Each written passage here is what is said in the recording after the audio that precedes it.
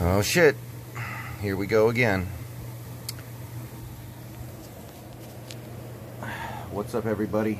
It is Saturday night and I'm out here once again on the deck in the hot tub, and I thought I'd go ahead and shoot another video tonight because I happen to enjoy it, because it seems like a good idea.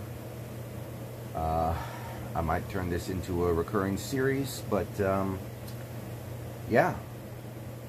So I'm out here thinking while I'm in the hot tub, and obviously the Carlos Hyde thing, that's done, that's packed away, he's in.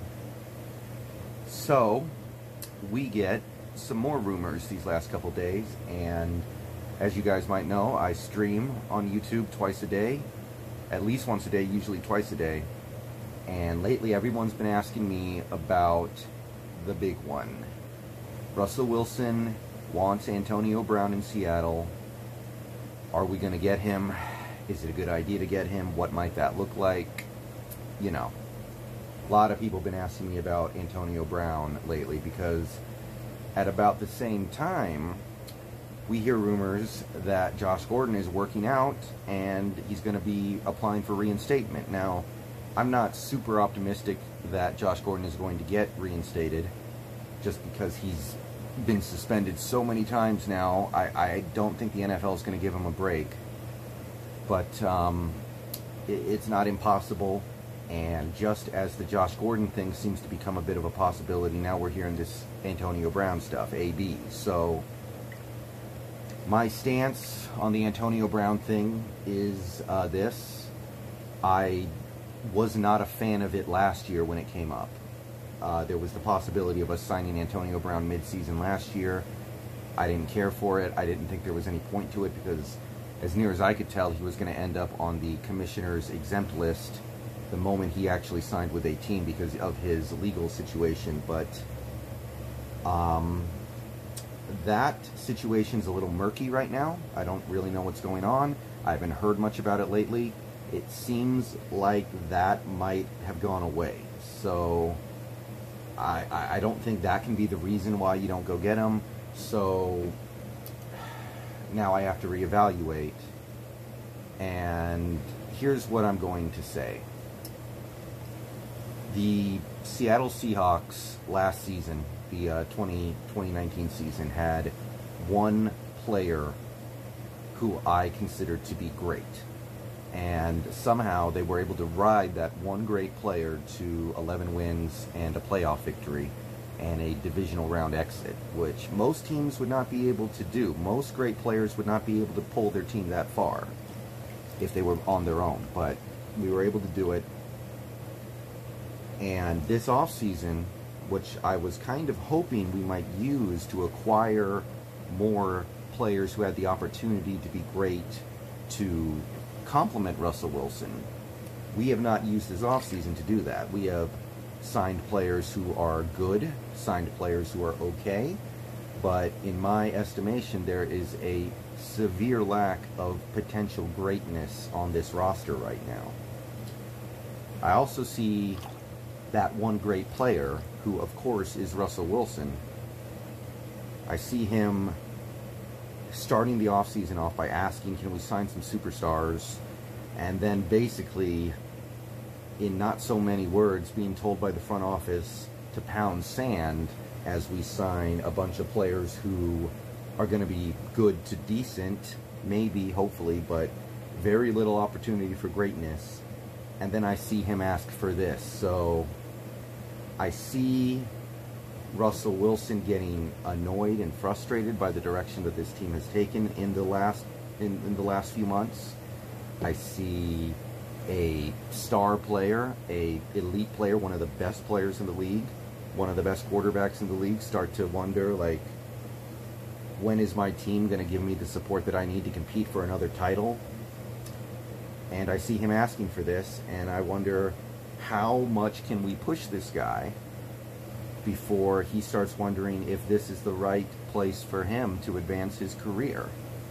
How much can we push him before he starts to think, you know, Jerry Jones got his boy, his quarterback, Amari Cooper, CeeDee Lamb, Michael Gallup,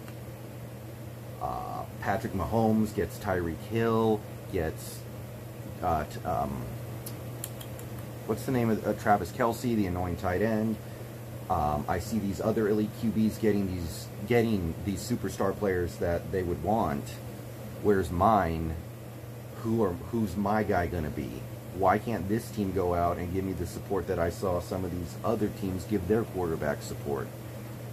And I'm a little concerned about that. So as I look at AB and I see a player who was great 2 years ago, who basically didn't play last year because he got suspended and, well, he didn't get suspended, but he got in trouble and the Patriots kicked him off the team and he never latched on anywhere else. I'm starting to think it might be worth the risk because AB has the potential to be great. He has the potential to be the superstar that Wilson wanted in the offseason. And with the other pieces on this offense, if you add AB and AB behaves and AB is the player he was 2 years ago or is even 80%, 75% of the player he was 2 years ago, that offense is ready to be the best in football. You've got outside receivers, you've got inside receivers, you've got tight ends, you've got backs, you've got depth. All you need to do is figure out what's going on the right side of that offensive line with some of the new guys, and you have an offense that is ready to be the best in football, quite possibly. So I didn't think I would get to this point, but the offseason has frustrated me. The decisions made by the front office in terms of what types of players to acquire has frustrated me. The ignoring of Wilson's ask in the start of this offseason has concerned me to the point where I think it's time to say, let's go for it. Let's take the risk. If it blows up, let's try to keep the explosion radius to a minimum, and let's try to give Wilson what he wants. Again, I don't know what's going on with Josh Gordon. I don't know if he's got any real chance of being reinstated, but if not AB, then certainly he's on the table as well for some of the same reasons, but AB has a much higher ceiling than Josh Gordon at this point. So I mean, this is kind of a testament to how frustrating this offseason has been for me, but I think I'm at the point now where I would probably take a chance on AB, because let me tell you, I'm starting to get concerned that this front office thinks that we're set at pass rusher, we're set at defensive end, and I do not think this pass rush is going to be ready to do much of anything come the season. So the more I think about it, the more I think this team is being very gun-shy about giving anybody long-term money. And I think that bringing in a guy like Everson Griffin or retaining Jadeveon Clowney might be something the front office is not comfortable with doing right now. So we need to outscore teams next year. We might just have to accept that the defense is not going to be the defense that we've come to expect in Seattle. So on that note, I'm going to go ahead and end the video. I'm going to get out of here. I'll see you guys tomorrow in the stream.